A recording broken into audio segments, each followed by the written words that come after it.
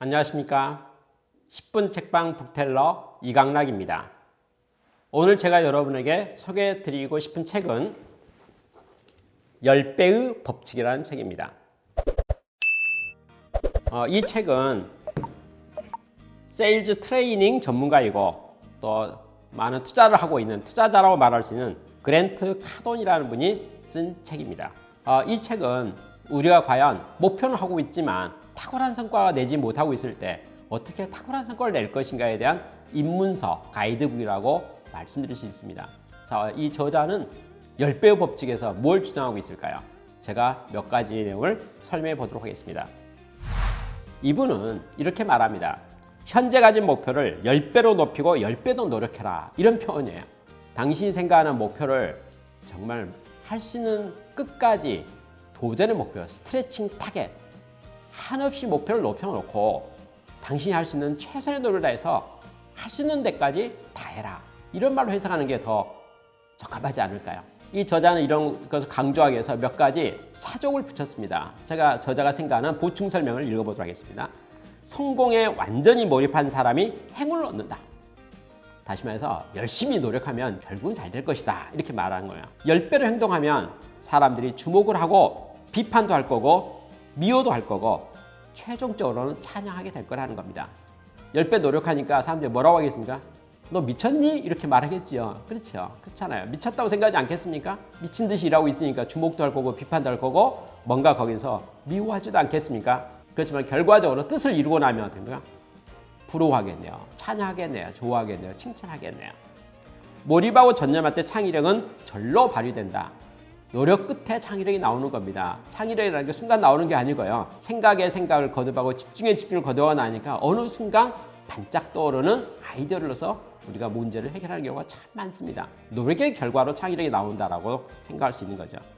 비범한 목표를 설정하면 평범한 목표를 설정할 때보다 훨씬 뛰어난 결과를 얻게 될 것이다. 목표를 높게 세웠습니다. 달성 못했다고 합시다. 그렇지만 평범한 목표를 세운 것보다는 무조건 좋을 것이죠. 그러면 저자가 말했던 이 말의 의미가 있겠네요.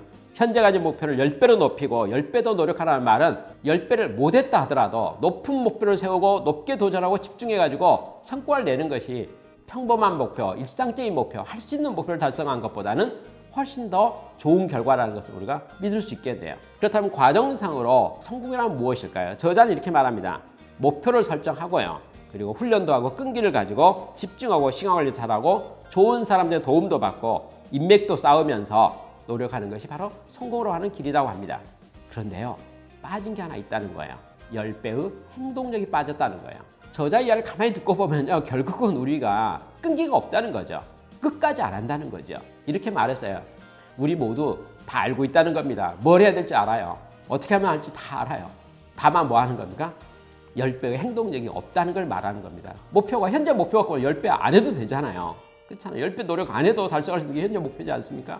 그러니 10배 행동력을 위해서는 뭐가 필요합니까? 10배를 노력하더라도 이룰 수 없는 목표를 세워야 된다는 것이 10배의 목표, 10배의 노력이라고 표현한 겁니다. 성공이란 당신이 원하는 목표나 목적의 달성 정도 또는 그 크기를 말한다라고 저자는 말합니다. 시간이 걸리더라도 올바른 행동을 올바른 적절한 양만큼 쏟아붓는다면 반드시 성공할 것이다라고 저자는 표현합니다. 심는 대로 거두는 게 자연의 법칙이니까 노력만큼 성과가 있을 것이 아니냐는 것이 저자의 생각이죠. 자신의 운은 자신이 해온 행동에 정비례한다고 말합니다. 그동안 노력해왔던 과거에 성실했던 내가 오늘의 모습을 만들어냈다면 지금부터 하는 실천과 행동과 방향이 미래의 나를 결정한다라고 말합니다. 성공은 중요합니다. 그러나 그것은 우리가 마땅히 가져야 될 도전의 과제라고 말합니다. 성공에 도전하지 않으면 뭘 도전하겠습니까? 실패 도전하겠습니까? 그건 마땅하지 않잖아요. 우리는 성공에 도전하는 것, 성장과 발전에 도전하는 것은 마땅한 의무이고 책임이다라고 말합니다. 어떤 사람은 그렇게 말했죠. 나는 아직 배고프다 그랬잖아요. 저자도 이 책에 그렇게 썼습니다. 나는 아직 배고프다 그랬어요. 계속 도전할 일이 있고 꿈꾸는 게 있고 이루고 싶은 게 있고 계속 가고 싶은 길이 있다는 겁니다. 열심히 일할수록 운이 좋아진다라고 말했어요. 요새 그 사업하는 데 있어서요, 비즈니스에서 운칠비삼이라는 용어들을 많이 쓰고 있거든요. 노력만으로 되지 않는다 이렇게 말해요.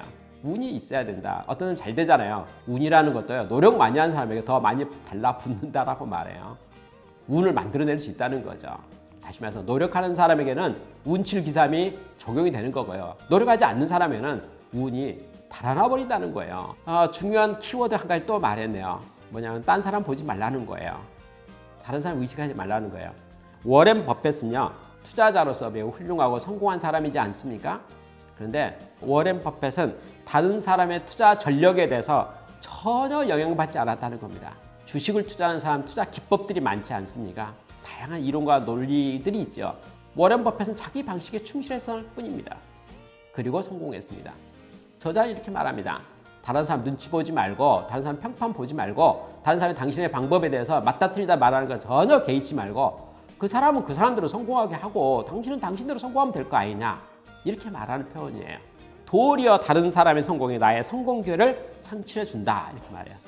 경제의식을 주고 나에게 동기부여해주고 다른 사람의 성공, 나도 성공해야겠다, 나도 더 좋은 성과를 내야겠다라고 말하시니 다른 사람의 성공이 나의 성공의 기회를 창출해준다라고 긍정적으로 생각하고 내 길 가라는 것이 바로 저자의 권하는 사항입니다. 성공은 우연한 여정이 아니라 당신이 책임지고 통제한 결과라는 것을 강조하고 있습니다. 이게 무슨 말이냐면요, 이 책의 저자의 생각을 가만히 살펴보니까 한마디로 딱 말하면요, 남 탓하지 마라, 그 말이에요. 환율 때문에 안 되고, 경제 환경 때문에 안 되고, 주변 때문에 안 되고, 뭐 때문에 안 되고, 뭐 때문에 안 되고, 그렇죠? 남 탓하지 말라는 거예요. 당신이 통제하고, 당신이 설계하고, 남 탓해가지고 바뀔 게 뭐가 있을까요? 하나도 없습니다. 내 탓이라고 내가 노력하면 뭐가 될까요? 내가 바뀌겠지요. 그리고 내가 하는 일이 바뀌겠지요. 내가 하는 일의 성과가 바뀌겠지요. 내가 하는 성과 때문에 내 주변이 바뀌어져 가겠지요. 그리고 세상도 바뀌어져 가겠지요. 자, 이 책에 현재 가진 목표를 10배로 높이고 10배를 더 노력하라는 말에 깊이 숨어있는 속생각이 무엇일까요? 엄청난 행동력을 요구합니다. 우리에게 실천가를 요구하는 거예요. 당신 다 알고 있습니다, 그 말이에요. 뭔만 안 하고 있습니까? 행동만 안 하는 거죠. 실천만 안 하는 거죠. 그렇죠. 열심히 안 하는 거죠. 집중하지 않는 거죠. 이걸 위해서 몇 가지 실천 과제 내지는 이렇게 양식이랄까 어떤 포맷을 좀 우리에게 제안하고 있습니다. 목표를 날마다 적는 게 좋겠다. 그리고 도달할 수 있는 목표를 선택했으면 좋겠다. 그리고 목표는 이미 달성한 것처럼 한번 적어봐라. 그리고 자신의 영역을 지배하기 위해서 무엇이든지 좀 해봐라. 이 저자가 주로 아까 세일즈 트레이닝 전문가라고 하지 않았습니까? 그러다 보니까 자기 업무에 대해서 자기 경험사를 몇 가지 말해서 이런 내용을 썼습니다. 자기는 세일즈 마감 비율은 가장 낮을지 모르지만 실적은 가장 좋다, 이렇게 말했어요. 저는 컨설팅하는 과정 속에요, 아이디어 미팅, 브레인스토밍 이런 단계가 있습니다. 제가 아이디어 좀 내보세요, 말 좀 해보세요, 이렇게 말하잖아요. 그러면 10개 정도 아이디어를 내는 사람이 있습니다. 10개 정도 생각해서 심사숙고해서 내는 거죠. 채택률이 몇 %인지 압니까? 10개는 다 맞는 말이기 때문에 채택률이 100%입니다. 제가 이렇게 말하죠. 너무 적은 것 같습니다. 브레인스토밍 좀 아이디어 많이 내세요. 한 30개, 50개 내라고 합니다. 10개를 냈을 때는 채택률이 100%인데요. 30개, 50개 내면 채택률이 어떻게 될까요? 50%밖에 되지 않습니다. 제가 30개, 50개에 만족하지 못해서 이렇게 말합니다. 100개는 넘어야 되지 않겠습니까? 아이디어 좀 많이 내세요. 100개, 200개 되면 채택률이 얼마 될까요? 30% 떨어집니다. 그렇죠. 제가 컨설팅하는 과정에서 브레인스토밍, 아이디어 미팅 할 때 최고로 많이 내도록 도전하는 숫자가 500에서 1000입니다. 1000 이상은 정말 어려운 것 같아요. 1000개 내기 어렵습니다. 1000개를 내면 채택률이 얼마 될까요? 10%밖에 되지 않습니다. 많이 돼야 20% 됩니다. 그러나 잘 봅시다. 1000개의 아이디어를 내서 20%의 채택률이 됐다면, 15%의 채택률이 됐다면 150개입니다. 아이디어 150개가 채택됐어요. 10개 아이디어 내서 100% 채택된 것과 1000개를 내가지고요, 150개 채택된 것과 성과는 어떻게 될까요? 150개가 무조건 이깁니다. 하다 보면 두려움이 있지 않겠습니까? 두려움은 전진하는 신호로 받아들여라. 그리고 나는 더 많은 고객을 확보하는 것이 나의 유일한 관심사이다. 자신이 꿈꾸는 것을 가능하게 만드는 일에만 주의를 기울이면 좋겠다, 이렇게 말합니다.